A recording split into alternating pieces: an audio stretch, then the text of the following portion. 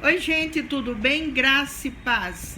No vídeo anterior, eu falei que neste vídeo eu estaria falando da estátua do sonho do rei Nabucodonosor e sua interpretação pelo profeta Daniel. O profeta Daniel foi levado na primeira leva de cativo de Judá ali para a Babilônia, no ano 606 a.C. Ali ele permaneceu do ano 606 ao ano 636, onde prestou 72 anos de abnegados serviços a Deus e ao próximo.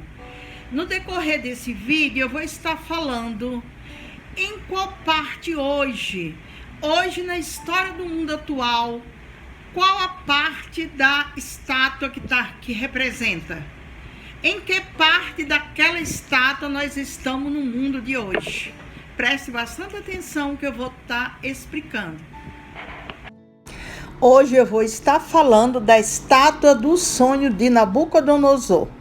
Nabucodonosor foi um rei da Babilônia, a quem Deus revelou em sonho uma grande estátua, com a cabeça de ouro, peito e braços de prata, quadril de bronze, pernas de ferro, pés e dedos, parte ferro e parte barro.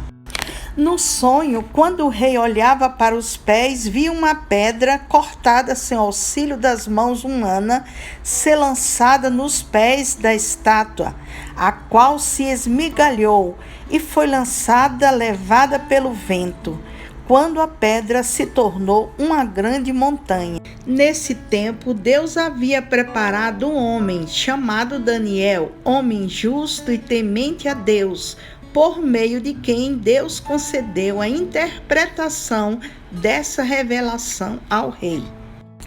A pergunta da qual esperamos a correta resposta é a seguinte: qual a interpretação do sonho? E o que Deus quis revelar através dessa estátua para nós? Segundo a interpretação dada ao profeta Daniel, Deus estava revelando ao rei Nabucodonosor uma linha do tempo com todos os grandes impérios, desde os dias do rei Nabucodonosor até os dias atuais, e mais, até o tempo do fim. Porém, depois de Nabucodonosor e do Império Babilônico, se levantaria outro reino inferior, este tipificado pelo peito e braços de prata. Alguns anos mais tarde, é revelado a Daniel, no capítulo 8, que os dois braços apontam para a união de dois reinos. O Império dos Medos e Persas, cujos nomes de maiores destaques foram Dario e Ciro. E assim como um braço fica por cima do outro quando se entrelaçam, um reino também se sobressairia mais que o outro, e estes foram os persas. O terceiro reino, que governaria sobre toda a terra conhecida, estava representado pelo ventre e quadril de bronze. Também é revelado a Daniel no capítulo 8 que o próximo império seria o Império Grego, que foi responsável por difundir a cultura helenística por toda a terra do seu tempo, graças ao reinado de Alexandre o Grande. Aqui cabe ressaltar que os três primeiros reinos, representados pelo ouro, prata, bronze, são revelados no livro do profeta Daniel como sendo o Império Babilônico, Medo-Persa e Grego. Porém, os próximos reinos, representados pelas duas pernas de ferro e pelos 10 dedos, parte ferro e parte barro, permanece um mistério no livro do profeta Daniel. E é justamente por não ter sido revelado a Daniel que hoje existem divergências quanto ao entendimento dos próximos reinos. Para descobrirmos os próximos reinos, é necessário recorrer a profecias bíblicas e a relatos históricos. Sob o próximo reino, apenas é revelado que este seria forte como ferro e que quebraria e destruiria os reinos anteriores. Pela lógica, se os dois braços representam dois reinos que andariam unidos, as duas pernas também podem estar apontando para dois reinos distintos e interligados no desenrolar da história. Pela história, o próximo reino a suceder os gregos foram os romanos. Porém, no ano 286 d.C., houve uma divisão e o Império Romano ficou dividido em Roma Ocidental e Roma Oriental. A capital ocidental permaneceu em Roma, enquanto a capital oriental foi estabelecida em Constantinopla. O Império Romano do Ocidente chegou ao fim no ano 476 d.C. e seu território se dissolveu entre os povos bárbaros que hoje constituem a Europa. Já o Império Romano do Oriente, também conhecido como Império Bizantino, se estendeu até a Idade Média, no ano de 453 d.C., quando foi conquistado pelo Império Otomano.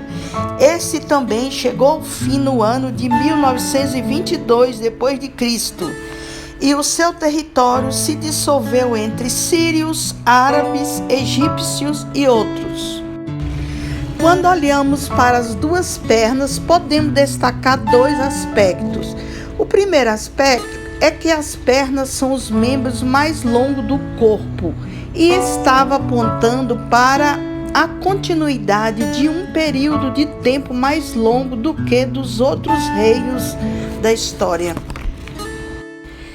Agora, o segundo aspecto que podemos destacar é que, por serem duas pernas, também pode estar apontando para o desdobramento de dois impérios.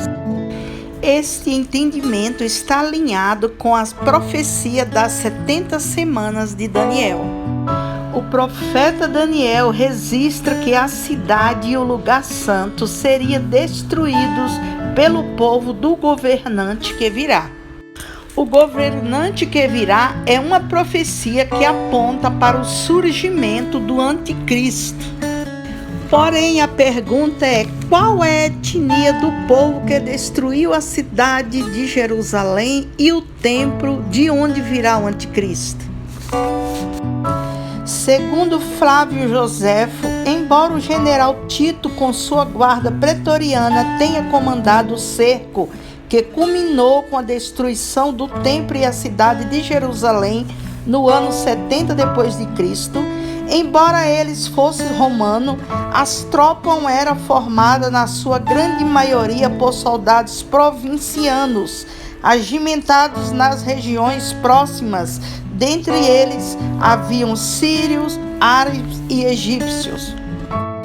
E assim como o segundo reino, com os dois braços de prata, aponta para dois impérios, o quarto reino, tipificado pelas duas pernas de ferro, também parece apontar para dois impérios, Império Romano e Império Otomano. Segundo esta revelação, o último império a se levantar sobre a terra está tipificado nos pés e nos 10 dedos da estátua.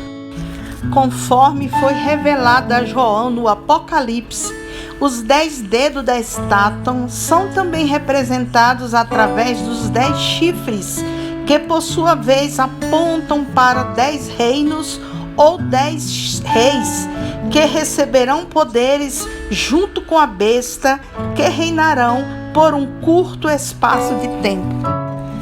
O detalhe é que esses 10 dedos representam 10 reis que serão manifestados junto com o anticristo, não antes.